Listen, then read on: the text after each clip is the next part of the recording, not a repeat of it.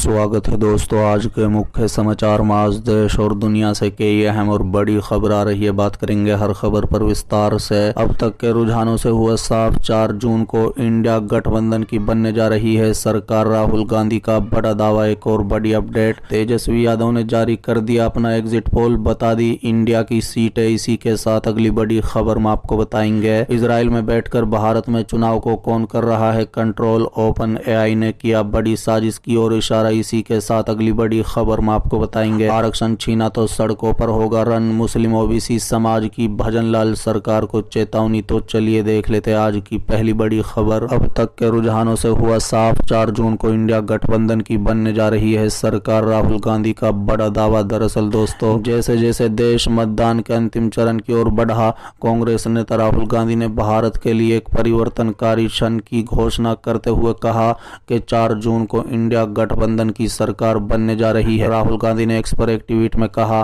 प्रिय साथी नागरिकों, आज 7वें और अंतिम चरण के लिए मतदान हुआ और अब तक के रुझानों से संकेत मिल रहा है कि देश में इंडिया की सरकार बनने जा रही है। बता दें कि 4 जून का सूरज देश में एक नई सुबह लेकर आएगा। उन्होंने मतदाताओं की दृढ़ता पर गर्व व्यक्त करते हुए कहा कि चिलचिलाती गर्मी के बावजूद आप सभी लोकतंत्र और संविधान की रक्षा के लिए मतदान करने के लिए बाहर आए हैं। राहुल गांधी ने नागरिकों से निर्णायक रूप से अपना वोट डालने का आग्रह किया। राहुल गांधी ने कहा है कि आज बड़ी संख्या में बाहर आए और अपने वोट से इस सरकार को अंतिम झटका दे जो अहंकार और उत्पीड़न का प्रतीक बन गई है। उन्होंने इस क्षण को महत्व पर जोर देते हुए भविष्यवाणी की है कि 4 जून का सूरज देश में एक नई सुबह लेकर आएगा। बता दें कि इंडिया की सरकार बनने जा रही है। प्रियंका गांधी इसी तरह की भावनाओं को दोहराते हुए कांग्रेस नेता प्रियंका गांधी ने कहा है कि ये स्पष्ट हो गया है कि इंडिया की सरकार बनने जा रही है। उन्होंने मतदाताओं से बड़ी संख्या में मतदान करने का भी आग्रह किया।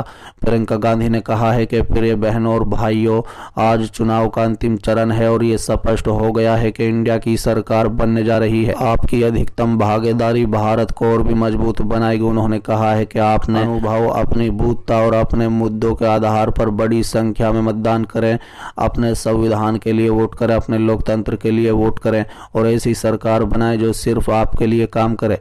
पिछले महीने की 19 तारीख को शुरू हुए दुनिया के सबसे बड़े मतदान मैराथन का 7वां चरण शानदार समापन है और अब तक 6 चरण और 486 लोकसभा सीटें कवर हो चुकी है। अगली खबर, बिहार में एनडीए को नुकसान, नीतीश कुमार कमजोर कड़ी साबित हो रही हैं, तेजस्वी यादव को तगड़ा फायदा। दरअसल दोस्तों, बिहार हमेशा से राजनीति के केंद्र में रहा है। लोकसभा चुनाव 2024 में प्रचार के दौरान एनडीए और इंडिया गठबंधन के बीच जमकर मुकाबला देखने को मिला था। एनडीए की तरफ से मोदी, अमित शाह और नीतीश कुमार मोर्चा संभालते हुए दिखे, जबकि दूसरी तरफ तेजस्वी यादव और मुकेश सहनी की जोड़ी नजर आ रही थी। बता दें, लोकसभा चुनाव में आरजेडी की तरफ से तेजस्वी यादव जी तोड़ मेहनत करते दिखे। हालांकि उनकी पार्टी को इस लोकसभा चुनाव में खोने के लिए कुछ नहीं था, क्योंकि 2019 के लोकसभा चुनाव में आरजेडी का खाता तक नहीं खुला था।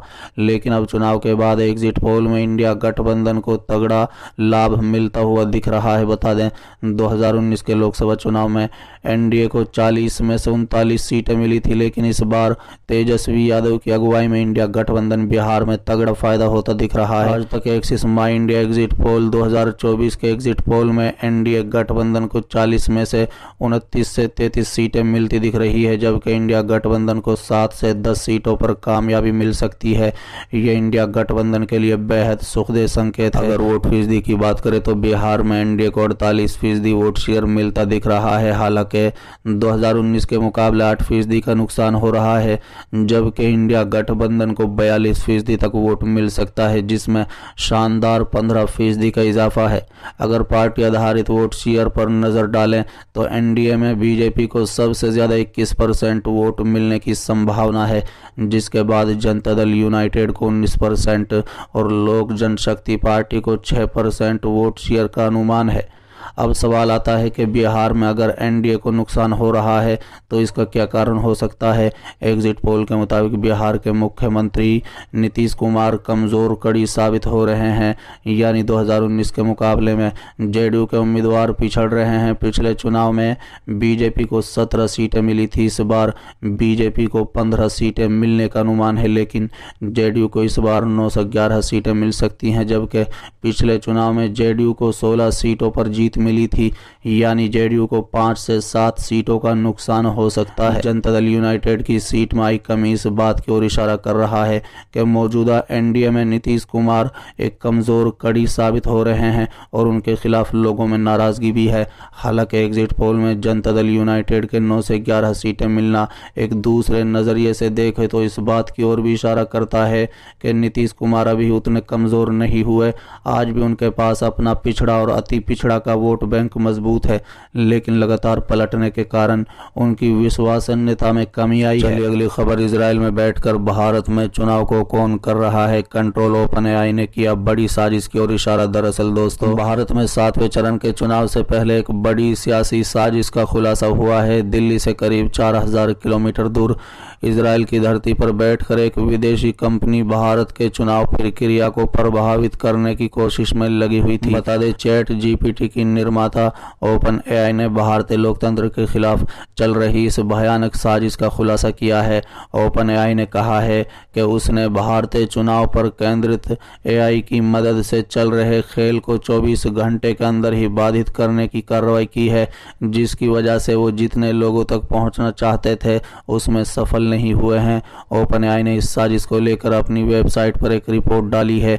इसमें कहा गया है कि इजराइल की एक political campaign management company stoic ने भारत में चुनाव संबंधित कुछ कंटेंट तैयार किए, लेकिन ओपन एआई जिस साजिश की ओर इशारा किया है वो बहुत ही खतरनाक मंसूबा वाला है। ओपन एआई का कहना है कि मई में नेटवर्क ने सत्ताधारी बीजेपी की आलोचना और विपक्षी कांग्रेस की तारीफ करते हुए भारत पर केंद्रित कमेंट्स बनाने शुरू किए।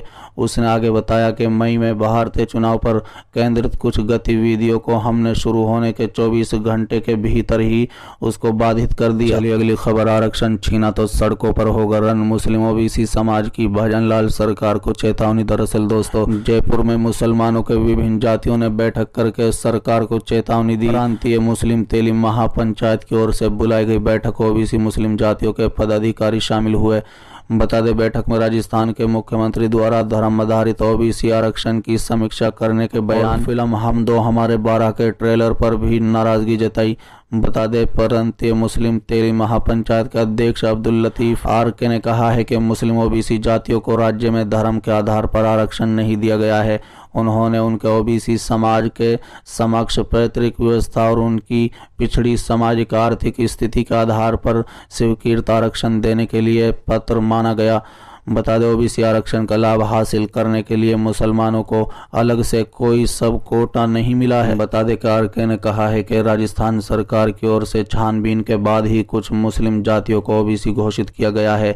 जिन जातियों को आरक्षण मिला है वो ओबीसी की सामान्य मेरिट लिस्ट में शामिल होकर ही रिजर्वेशन का फायदा उठा सकती है। उन्होंने चेतावनी दी कि अगर भजनलाल सरकार ने मुस्लिम समाज का आरक्षण खत्म करने का फैसला लिया तो पूरे मुस्लिम ओबीसी समाज सड़कों पर उतरकर विरोध जताएगा।